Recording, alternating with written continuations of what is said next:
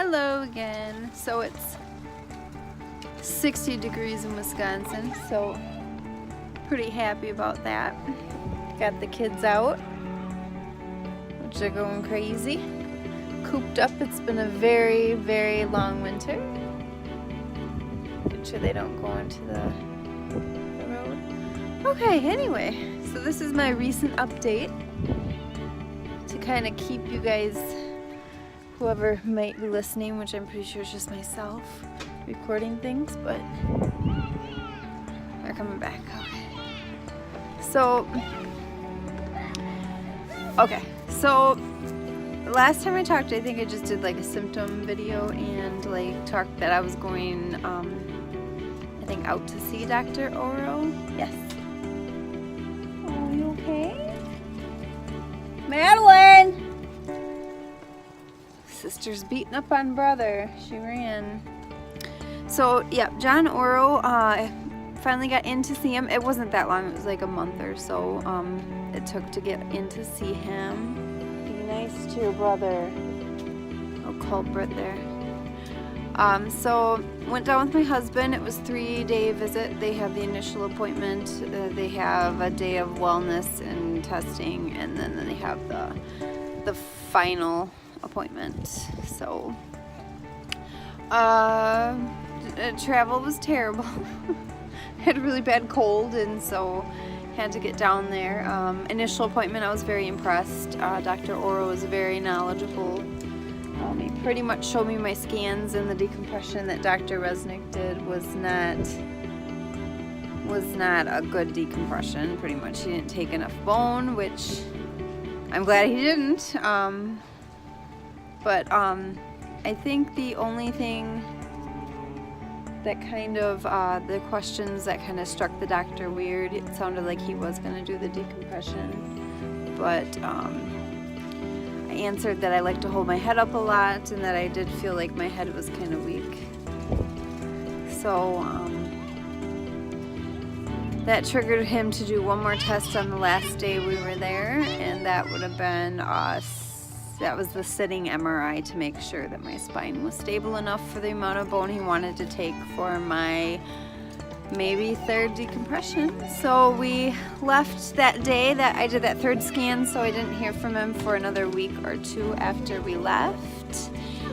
And he called yesterday to go over, all the information. I think I had the 3 MRIs. I don't have tethered cord, which was really good.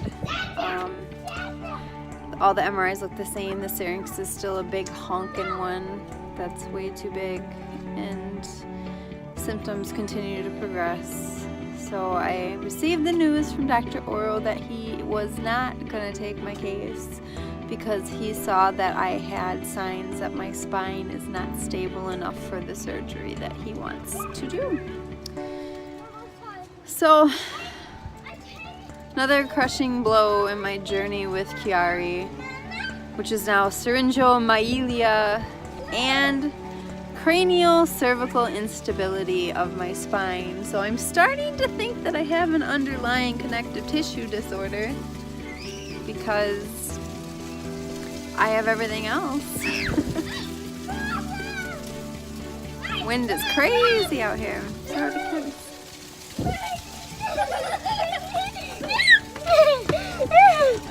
They're happy. The reasons I keep going.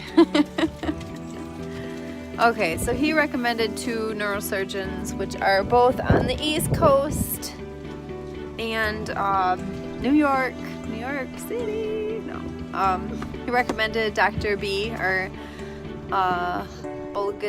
Bolganese, I can't say it yet, and then Dr. Henderson, and I think I decided to pursue Dr. B, but we're still at the beginning stages of at the beginning again. I feel like I'm in the end stage of my disease, but at the beginning of treatment, unfortunately. So we actually ran it by insurance. We just have to get the referral, I think, from my original neurosurgeon to go ahead and pursue getting a referral for the Dr. B, Dr. Bolganese. She hurt herself. My daughter got her first scraped hands of the summer. It's spring, but it feels like summer. And she blamed it on her brother, of course. He was chasing. They both were chasing each other, weren't you? Yeah. Are you gonna live? Oh. Ouch. Okay, so where was I? Oh yeah, we're starting again the referral process to New York. Do you know where New York is? Not real close to here.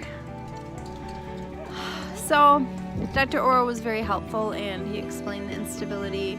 He does not treat, he's not the best at treating cervical instability along with the decompression. He's really good at decompressing. So I do have to go see this other doctor where I would possibly have to get a fusion now and another decompression and a lot more other stuff. So I'm really hoping that I'm going to a good one this time. Not that Oro wasn't, but he can't treat it, and Resnick, yeah, we all know where his strengths were.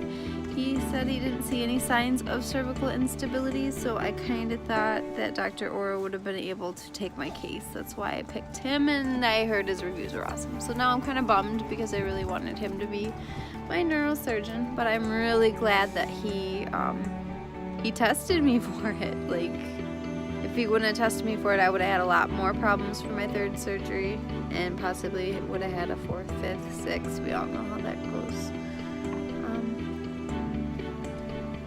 It's been a real tough couple days. Oh, my poor girl.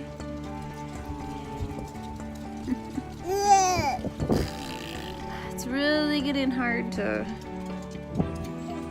keep positive, you know. So I really hope the referral process goes quick. I really hope I get in to see him. Actually, I hope I can do it almost all over phone since I have all the imaging. I really don't want to go to New York twice, 3 times, especially if I'm going to have multiple surgeries. So yeah.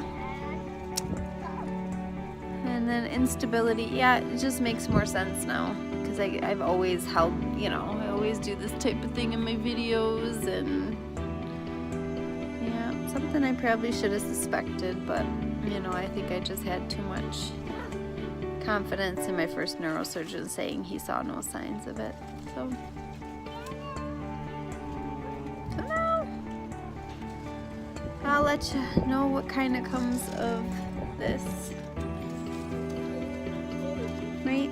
Do you have anything to add? See, she's so sad for her mom.